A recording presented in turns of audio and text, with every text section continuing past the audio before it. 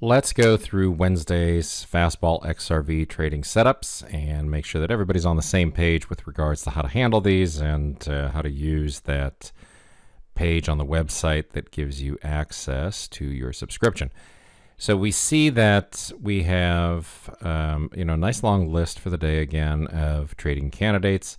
Again, these usually do best midweek, so Tuesday, Wednesday, Thursday, Friday. Mondays, I'm not so crazy about them, but they just tend not to trigger depending on the news over the weekend. But we see we had APTI for today, ARKK, TEAM, CTMX, GDDY, PDCE, and Z. So it's a fairly extensive list for the session, but that's to be expected. We've had a lot of volatility over the past couple days, and we have seen some institutional selling going on. All of these were shorts. And of course, when you look at these on the day of the setup, which was yesterday, you don't have the benefit of seeing the bar play out today like you do in the screenshot here of APTI. But in any case, if you go through and you click on these, right, for each one of the setups, you're just looking at the bar that is going to be the Fastball XRV that we've identified. So this would be yesterday's bar. And then the following day, which was today, we're just looking to enter in the direction of that move, just a few ticks below the low. We're going short, right? So this is ARKK, and we see that we wanted to go short below the low. And let's take a look at our trading software where we can actually take a look at each one of these and get a better feel for how they played out. The way I like to deal with these is to first set up my stop and target and then bracket the orders up for the opening bell. In a case like APTI, my first stop loss would have been up in here somewhere, right? Because I'm looking at support and resistance, and I want to make sure that I allow for enough wiggle in the stock to give it room to breathe in the morning. However, after these first two bars were in, this was a good opportunity to go down and say today's support and resistance is right there. So just move it into that range. And then, of course, the entry just a few ticks below the low of the prior session. So in this case, $28.15. And then our target, as I've said before, is generally speaking the first pivot line that the stock is going to hit, or $1, whichever comes first. And in this case, we had a move on APTI, got us down through the entry price, started to make this move down into the target range, reversed. You may or may not have taken a break-even stop on this after it had been 50% to the target.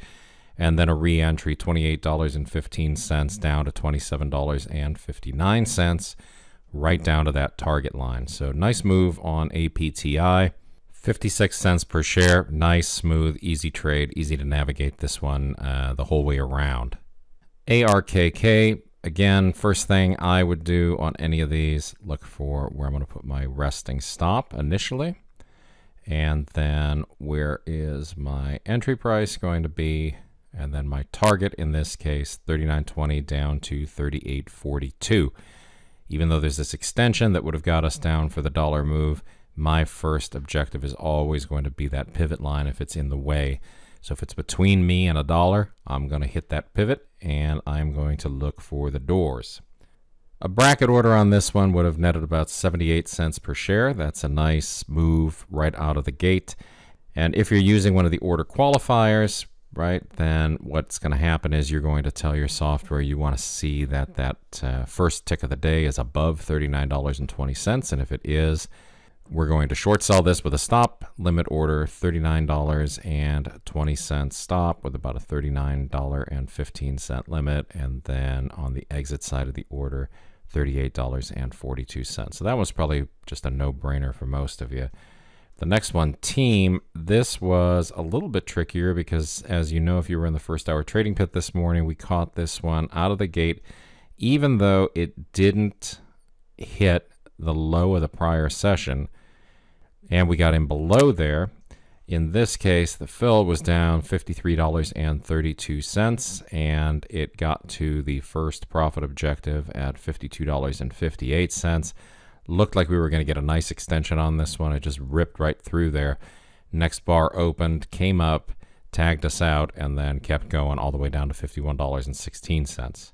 No reason to cry over 70 cents per share. It would be beautiful to catch every one of these things on the extended leg all the way down into the next objective, but that just doesn't happen. If you didn't get this one because of the lower open, if you were automating this, that's also not anything to worry about. As long as you stick to your discipline, I think everybody's got reason to be happy with what they're doing. So if I'm traveling, for instance, if I'm on the road somewhere, if we're skiing, if we're off doing something, I do these on a laptop and I automate everything. So this is the kind of a trade that I would miss. If you're sitting in front of your screen like we were this morning in the first hour trading pit and you see this coming up and you're able to execute the trade, then that's just part of the job. So all good on this one. Another nice move down to a profit target. CTMX, same kind of a deal. This one ticked the open below that 29.90 mark. We did, however, have a live order on this one. This was within the range on the opening bell.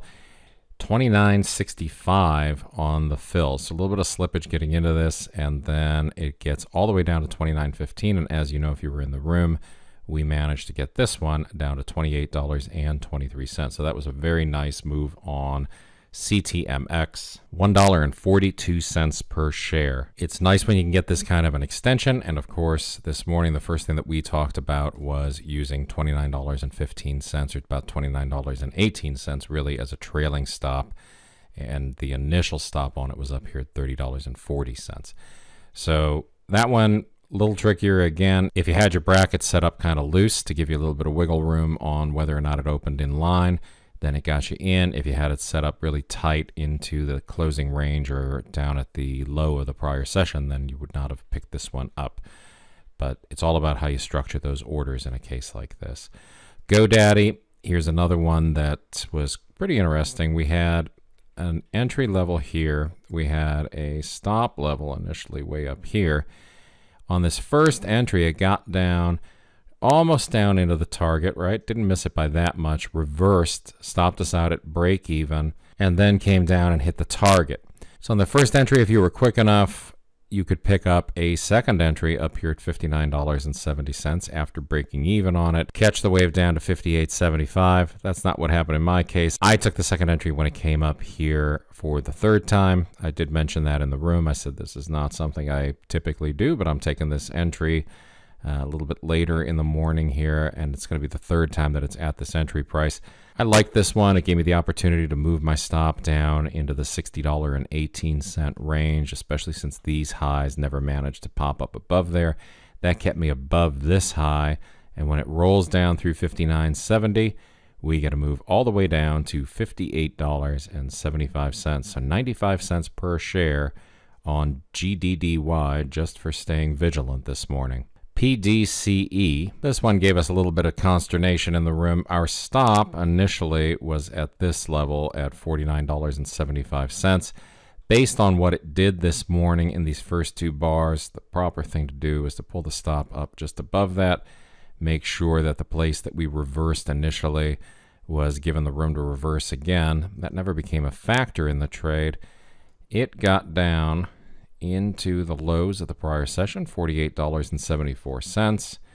It then got down well beyond 50% of the distance to the target, stopped us out break even, would have given us a second entry, came down, and the trick with this one was to say if it bounced from here the first time, it's going to be very likely it's going to bounce from here again. That's exactly what it did.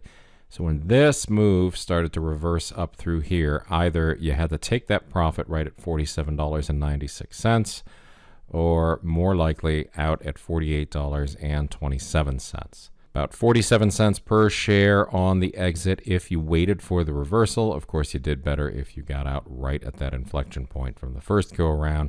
And then finally, we had Zillow. Zillow opened in line.